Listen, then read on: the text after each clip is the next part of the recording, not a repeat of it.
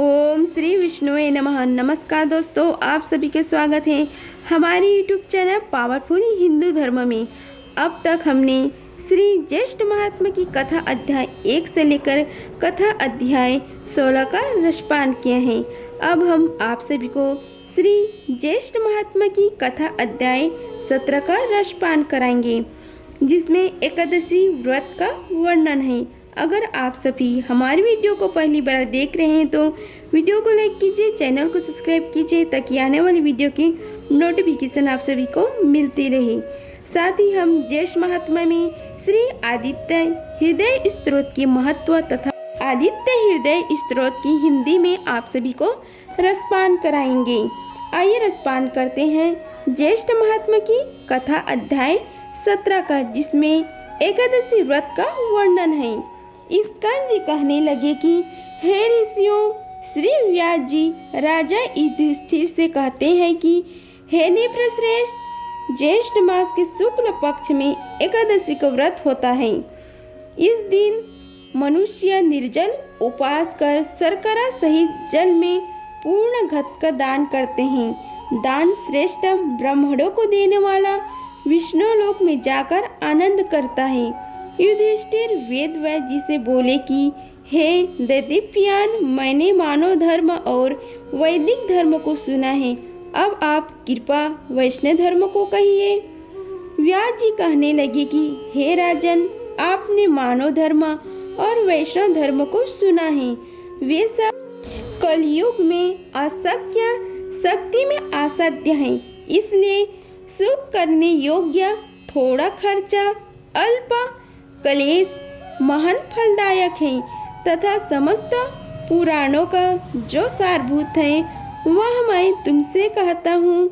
हे राजन, दोनों पक्ष की एकादशी को भोजन नहीं करना चाहिए। जो प्राणी एकादशी को भोजन नहीं करता वह नरक में नहीं जाता। व्यास जी के वचनों को सुनकर भीष्मसेन काँप कर तथा भयभीत होकर बोला, सब एकादशियों का व्रत मैं नहीं कर सकता। व्यास जी बोले कि हे भीमसेन, वृष या मिथुन के सूर्य होने पर ज्येष्ठ मास की शुक्ल पक्ष की जो एकादशी होती है, उस दिन प्रयत्न पूर्वक जल रहित उपवास करना चाहिए। स्नान और आचमन के जल को छोड़कर विद्वान पुरुष अन्न और जल का ग्रहण न करें, अन्यथा जल का ग्रहण करने से व्रत भंग हो जाता है। फिर द्वादशी को प्रातःकाल स्नान करें और ब्राह्मणों को विधि पूर्वक जल और स्वर्ण का दान देवी। इस प्रकार जितेंद्रिय कृतकृत्य होकर ब्राह्मणों के साथ भोजन करें। इस प्रकार व्रत करने से जो पूर्ण होता है उसे मुझे जनार्दन भगवान ने कहा है। ज्येष्ठ मास के शुक्ल पक्ष की एकादशी के दिन जल रहित निर्जल उपवास का जो फल होता है उसको हे भीमसेन तुम सुनो। समस्त दान देने से जो पूर्ण, सब तीर्थों में स्नान करने से जो पूर्ण, समस्त हवन आदि करने से जो फल होता है वह पूर्ण ज्येष्ठ शुक्ल एकादशी के दिन उपवास करने से हो जाता है। हे विकोदर, एक वर्ष के अंदर शुक्ल तथा कृष्ण पक्ष की जितनी एकादशी होती हैं वे सब उपवास करने योग्य हैं, इसमें कोई संदेह नहीं है। वे सब एकादशी धन, धान्य, पूर्ण पुत्र और आरोग्य को देने वाले हैं। हे नर व्याघ्र, उन दिनों में उपवास करने से उक्त फल देती है, यह मैं तुमसे सत्य कहता हूँ। एकादशी के दिन उपवास व्रत करने से उस प्राणी के सामने यमराज के दूत नहीं आते, जो कि बड़े भयानक, विशालकाय, कृष्णवर्ण, दंडपाश युक्त और अति क्रूर कहा जाते हैं। एकादशी व्रत करने वाले जो वैष्णव है उनको अंत समय में वैकुंठ को ले जाने के लिए पीताम्बरधारी, सौम्य स्वभाव, चक्रधारी और मन के समान वेगशाली विष्णु दूत वहां आते हैं और उसको वैकुंठ में ले जाते हैं। इसलिए सब उपायों से एकादशी का जल रहित व्रत करने तथा जल और धेनु दान देने से प्राणी सब पापों से मुक्त हो जाता है।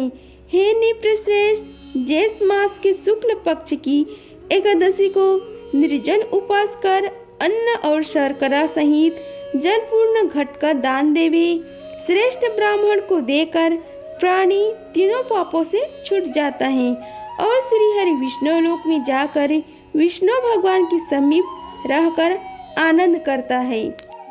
इति श्री ज्येष्ठ महात्म्य एकादशी व्रत वर्णन 17वां अध्याय संपूर्णम। अब हम आप सभी को श्री आदित्य हृदय स्तोत्र का हिंदी में रसपान कराते हैं। आइए रसपान कीजिए श्री आदित्य हृदय स्तोत्र का। श्री वाल्मीकि रामायण की युद्ध कांड के 105वें सर्ग में उल्लेख है कि प्रभु श्री राम ने रावण से युद्ध करने से पहले सूर्य देव का आशीर्वाद लिया था और आदित्य हृदय स्तोत्र का पाठ किया था। एक बार एक कल्प में जब प्रभु श्री राम ने रावण का शीर्ष काट दिया और हृदय विदीर्ण भी कर दिया, पर भी असुर रावण जीवित था। यह देखकर प्रभु विस्मित हो गया और निराशा उन्हें घेरने लगी। मर्यादा पुरुषोत्तम श्री राम ने अपने गुरु ऋषि अगस्त्य से इनका कारण और रहस्य पूछा। तब ऋषि अगस्त्य ने उन्हें बताया कि श्री राम आपके कुल देवता सूर्य देव हैं और आप सूर्यवंशी भी हैं, अतः आप सूर्य उपासना कीजिए। जो लोग वीरता, अजय शक्ति, ईश्वरीय विश्वास चाहते हैं, उन्हें भगवान सूर्य की प्रसन्नता हेतु श्री आदित्य हृदय स्तोत्र का अनुष्ठान करना चाहिए। यह कहकर गुरु ऋषि अगस्त्य जी ने प्रभु श्री राम को आदित्य हृदय स्तोत्र की दीक्षा प्रदान की। सूर्यदेव उनकी आराधना से भगवान प्रसन्न हुए और उन्हें असंख्य शक्ति और उत्साह प्रदान किया और पुनः एक सकारात्मक दृष्टिकोण से श्री राम ने कुछ ही समय में रावण से युद्ध किया और उस पर विजय प्राप्त की। शंभ पुराण में वर्णित है कि श्री कृष्ण के पुत्र को एक बार कुष्ठ रोगी होने का श्राप मिला था। शाम ने भगवान सूर्य की अन्यन उपासना की। तब सूर्य देव ने उनकी उपासना से प्रसन्न होकर अपने जजन्यमान अति तेजमयी स्वर्णिक आभा लिए हिरण्य स्वरूप में दर्शन प्रदान किए और शांब को पुनः स्वस्थ और अलौकिक शौर्यमयी काया का वरदान दिया था। महाभारत में भी आदित्य हृदय स्तोत्र वर्णित है, जिसके ऋषि स्वयं प्रभु श्री कृष्ण हैं। युद्ध से पूर्व श्री कृष्ण ने विजय हेतु यह स्तोत्र अर्जुन को दिया था। यह अत्यंत प्रभावकारी स्तोत्र है, इसलिए इसे सही तरीके से करने से बहुत सकारात्मक परिणाम मिलते हैं। सूर्य की ऊर्जा को संतुलित करने के लिए सूर्य अर्घ्य के साथ इस स्तोत्र का जाप अवश्य करना चाहिए। यह निश्चित रूप से चमत्कारिक है। सूर्य प्रधान भगवान हैं। वे वेदों के प्रत्यक्ष देव प्रगट ब्रह्म हैं। वेदों के अनुसार सूर्य की पूजा अनिवार्य है। संध्या उपासना सूर्य उदय, मध्यम और गोधूली बेला में की जाने वाली पूजा में सभी अनुष्ठानों और मंत्रों का लगभग आधा हिस्सा केवल सूर्य देव के लिए होता है। सूर्य को ग्रहों का राजा माना जाता है और प्रत्यक्ष देवता के रूप में सूर्य देव की उपासना की जाती है, क्योंकि सूर्य की ऊर्जा से ही आम जनमानस को जीवन मिलता है। यह स्रोत जीवन में सकारात्मक बदलाव लेकर आता है और व्यक्ति को हर जगह मान सम्मान दिलाने में सक्षम है। आदित्य हृदय स्तोत्र का पाठ सुबह के समय करना उत्तम माना जाता है। सुबह स्नान के बाद तांबे के लोटे में जल लेकर इसमें रोली, अक्षत, लाल पुष्प और गुड़ डालकर सूर्य देव को अर्घ्य दें। अर्घ्य देते समय गायत्री मंत्र का जाप करें। इसके बाद भगवान भुवन भास्कर के समक्ष इसका पाठ करना चाहिए। पाठ करने के बाद सूर्य देव को प्रणाम करें आदित्य हृदय स्तोत्र का विधि पूर्वक पाठ करने से व्यक्ति को सूर्य देव का आशीर्वाद प्राप्त होता है। इससे जीवन में अपार सफलता प्राप्त होती है। वे जिस मनोकामना के साथ ये पढ़ता है वो पूरी होती है। श्री वाल्मीकि रामायणे युद्धकांडे अगस्त्य प्रयोक्ता आदित्य हृदय स्तोत्रम। अब हम आप सभी को श्री आदित्य हृदय स्तोत्र की हिंदी में रसपान कराते हैं। उधर श्री रामचंद्र जी युद्ध से थक कर चिंता करते हुए रणभूमि में खड़े थे। इतने में रावण भी युद्ध के लिए उनके सामने उपस्थित हो गया।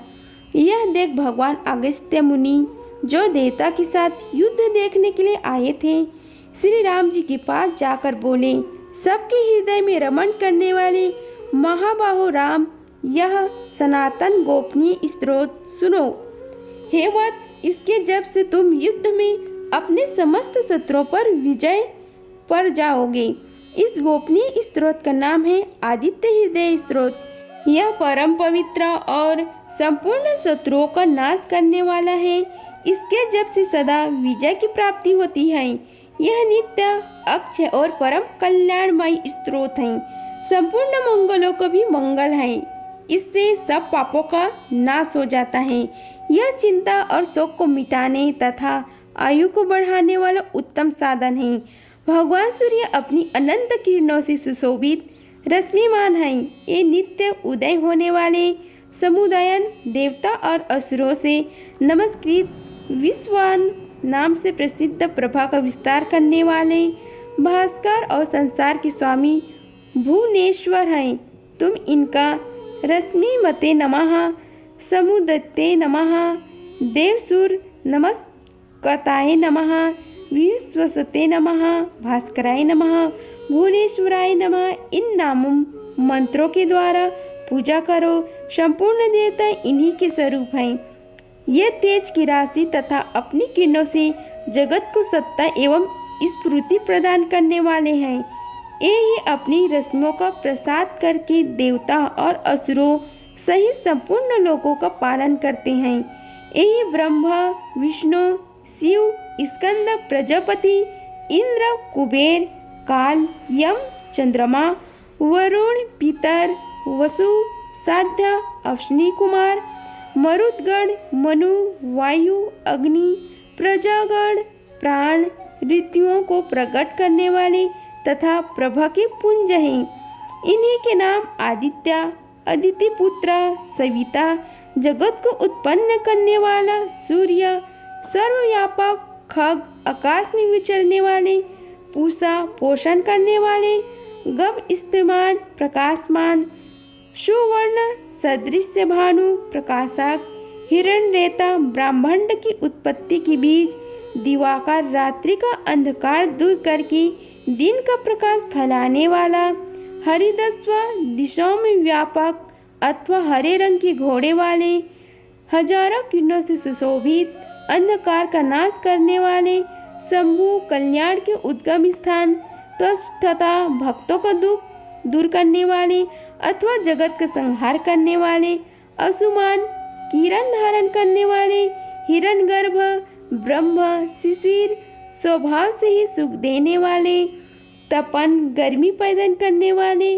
अहरकार, दिनकार, रवि, सबकी स्तुति की पात्र, अग्निगर्भ, अग्नि को गर्भ में धारण करने वाले, अदिति पुत्र, संग, आनंद स्वरूप एवं व्यापक, शिशिर नाशन, शीत का नाश करने वाले, योमनाथ, आकाश के स्वामी, तमोभेदी, अंधकार को नष्ट करने वाले, ऋग, यजु और सामवेद के पारगामी, घनी वृष्टि के कारण अपमितर जल को उत्पन्न करने वाले, आकाश में त्रिवेग से चलने वाले, घाम उत्पन्न करने वाले, मंडली, किरण समूह को धारण करने वाले, मृत्यु, मौत के कारण पिंगल, भूरे रंग वाले, महातेजस्वी, रक्ता, लाल रंग वाले, सर्व भवोद्भव, सबकी उत्पत्ति के कारण नक्षत्र, ग्रह और तारों के स्वामी, विश्व भवन, जगत की रक्षा करने वाले,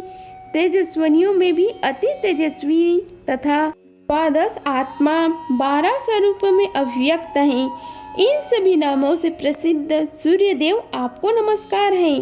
पूर्वगिरी, उद्यांचल तथा पश्चिम गिरी, अस्तांचल के रूप में आपको नमस्कार है। ज्योति गणों, ग्रहों और तारों के स्वामी तथा दिन के अधिपति आपको नमस्कार है। आप जय स्वरूप तथा विजय और कल्याण के दाता हैं। आपके रथ में हरे रंग के घोड़े जूते रहते हैं। आपको बारंबार नमस्कार है।